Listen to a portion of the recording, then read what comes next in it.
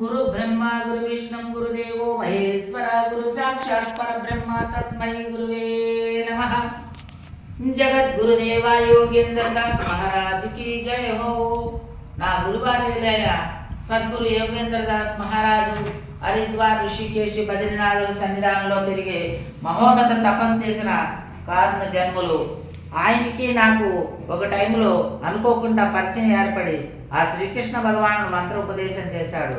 శ్రీమన్నారాయణ అనుగ్రహంతో శ్రీగిరి ఎల్జిపూర్ శ్రీగిరి లక్ష్మీ నరసింహస్వామి సన్నిధానంలోకి వచ్చి చక్కగా ఆ గురువార్యులైన సద్గురు యోగేంద్ర దాస్ మహారాజుని నేను నమస్కరించుకుని ఇక్కడ కూర్చుని ఏంటి ప్రశాంతమైన వాతావరణం చాలా చక్కగా ఉన్నది, ఇక్కడ ధ్యానం జపం చేసుకోవడానికి బాగుంది కదా అని చెప్పి ఆ శ్రీకృష్ణ భగవానుడి మంత్రం జపం చేస్తూ లక్ష్మీ నరసింహస్వామి కూడా చాలా ఇష్టం నాకు. ఆ స్వామివారి మంత్రం జపం చేసుకుంటా కూర్చున్నాను. నాకు అనుకోకుండా ఆనందం అనుభూతి కలిగి నాకు ఎంతో ఆనందం కలిగింది. ఇక్కడ పూర్వాన్ని దేవాలయం నిర్మాణం చేయాలని చెప్పి సంకల్పం చేసుకుని ఇక్కడ శిల్పాలు చెక్కి పూర్తి కాకుండానే దీని అభూతి కల్పితాలు చెప్పి ఇది కాదు నరసింహస్వామి ఇక్కడ భంగపడ్డాడని చెప్పి ఇక్కడ కొలని ఉంది, ఎవరో ముట్టుకున్నారు నీళ్లు ఇక్కడ కాదని చెప్పేసి అభూతి కల్పితాలు పెట్టి ఇక్కడ గుడి క్షేత్రం కట్టకుండా నిర్మాణం చేయకుండా అడ్డు తగిలారు పాపం. కానీ ఆ రోజున ఒక రోజున నేను వచ్చి ఇక్కడ హోమం చేసుకున్నాను. అప్పుడు నా మనసులో కలిగింది ఇది పూర్తి సంకల్పం అవుతుందని చెప్పేసి అన్నాను. ఈ సంవత్సరం 2024 ఫిబ్రవరి 2వ తారీఖున ఈ గుడి నిర్మాణం స్టార్టింగ్ చేశారు. ఆ అబ్బాయి పేరు తిరుమల. వాళ్ళు తాతగారు ముత్తాతల పాపం చాలా మహానుభావులు, వాళ్ళు లక్ష్మీ నరసింహస్వామి ఉపాసకులు. వాళ్ళ తాతగారు ఈ నిర్మాణం చేయాలని దేవాలయాన్ని మంచిగా చక్కగా శిల్పాలను చెక్కి అక్కడ పెట్టాడు. ఒక రాయి మీద చూశాను. ఆ రోజునే మా గురువార్యుల సద్గురు యోగేంద్ర దాస్ మహారాజుని నేను నమస్కరించుకుని అనుకున్నాను ఇది క్షేత్రం పుణ్యక్షేత్రంగా అవుతుందని. మహాపుణ్యక్షేత్రం అవుతుంది, రెండో యాదగిరి గుట్టలాగా అవుతుంది, గొప్ప పుణ్యక్షేత్రం అవుతుంది చెప్పి ఆ రోజునే అన్నాను నేను. అది చక్కగా ఇప్పుడు నిర్మాణం జరుగుతుంది. మీరు కూడా ఎవరైనా దాతలు ముందుకి విచ్చేసి తమ సంకల్పం చేసుకుని భగవంతుడికి మనం రాముడు వారధి కట్టినప్పుడు శ్రీరామచంద్రమూర్తికి వానరుల సైన్యం కూడా సహాయం చేశారు. ఉడతా భక్తితో ఒక ఉడతలి రాముడికి సాయం చేస్తే శ్రీరామచంద్రమూర్తి ఆ రోజున ఉడతను కూడా ఇలాగ స్పర్శ చేశాడు. అంటే కారణం ఏంటంటే ఉడత భక్తి అనేది అంత గొప్పది. మనకి ఇక్కడ తోసినది భగవంతుడు, అందరికీ కలవాడే భగవంతుడు శ్రీ లక్ష్మీనారాయణులు ఈ జగత్తుకే మాతాపితలు. ఈ భూదేవి మాత, వరాహస్వామి ఈ మనకి సకల శిరాసృష్టిలో వీళ్ళు మనకి తల్లిదండ్రులు. భక్త ప్రహ్లాదుడు పిలవగానే పలికిన వాడు లక్ష్మీ నరసింహస్వామి. మీరందరూ కూడా ఈ పుణ్యక్షేత్రాన్ని దర్శించి ఎందరో మహానుభావులు కూడా లక్ష్మీ నరసింహస్వామి భక్తులు ఎందరో ఉన్నారు. సమరు దాతలు ఎవరైనా ముందుకు విచ్చేసి ఈ శ్రీ లక్ష్మీ శ్రీ ఎల్జిపూర్ అక్కడ ఇప్పుడు ఆ కింద ఉన్నది స్వామివారి వెలిసిన బండ పైన వెలిసిన స్వామివారి శ్రీ లక్ష్మీ నరసింహస్వామి.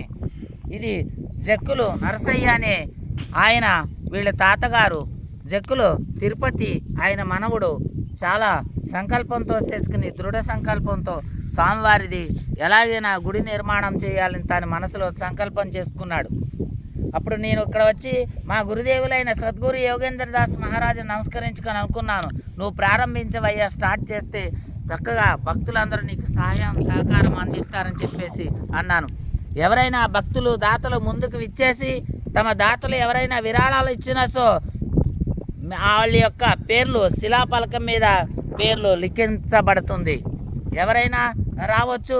మనకి హైదరాబాద్ నుంచి ఇక్కడికి 120 కిలోమీటర్ల దూరం, సిరిసిల్లాకి తంగిలిపల్లి నుంచి 16 కిలోమీటర్లు. ఇక్కడ కొత్తగా రైల్వే లైన్ పడుతుంది. చక్కగా 2 సంవత్సరాల్లో ఇది రైల్వే లైన్ కూడా ఓపెన్ అవుతుంది. 3 కిలోమీటర్ దూరంలో ఉంది. చక్కగా పుణ్యక్షేత్రం, ఇంత పరిపూర్ణమైనటువంటి పుణ్యక్షేత్రం ఇంకెక్కడా ఉండదు. తొందరలోనే శ్రీగిరి లక్ష్మీ నరసింహస్వామి క్షేత్రం కూడా యాదగిరి గుట్ట అంత గొప్ప క్షేత్రం అవుతుందని మా గురుదేవులైన సద్గురు యోగేంద్ర దాస్ మహారాజుని నమస్కరించుకుంటున్నాను. నాకు అక్షరాల కనపడుతుంది ఇది జరుగుతుందని నాకు తెలుసు. ఇంతవరకు నేను ఎంతోమందికి జ్యోతిష్యం చెప్పాను, కానీ నాకు ఏ రోజు నేను పబ్లిక్ యాడ్ చేసుకోలేదు. కారణం ఏంటంటే నాకు ఇష్టం ఉండదు. ఈ రోజు వరకు ఎందరో చేసిన వాళ్ళు, ఈ వీడియో చూసిన వాళ్ళు నాకు కన్సల్టెంట్ చేయొచ్చు, మీరు చెప్పొచ్చు. నేను దీని గురించి నిజంగా చెప్తున్నాను. శ్రీగిరి లక్ష్మీనరసింహస్వామికి దయచేసి భక్తులందరూ తమ దాతలు ఎవరైనా విరాళాలు ఇచ్చిన తమ పేర్లు ఈ శిలాపలక మీద లిఖించబడుతుంది. తమ దాతలు ముందుకొచ్చి స్వామివారికి విరాళాలు ఇవ్వాలని చెప్తున్నాను.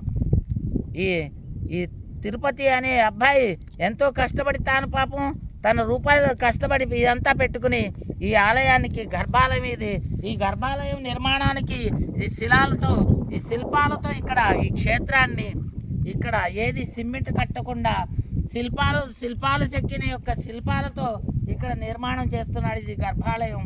ఈ గర్భాలయం నుంచి ఇది అంతరాలయం ఉంటుంది.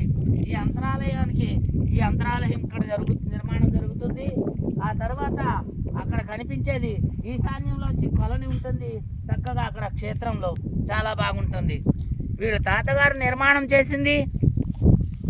పలకాలు ఇక్కడ ఉన్నాయి పై తాతయ్య గారి కింద ఇక్కడ కింద ఇవి అన్నీ అవే ఇవి దీనికి బేస్కి పెట్టిన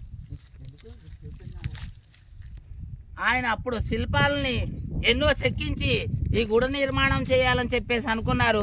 వాళ్ళ యొక్క మనవడు ఈ బేస్ మట్టంలో లేపిన చోట ఆ శిల్పాలు అన్నీ పెట్టి దీన్ని లేపాడు.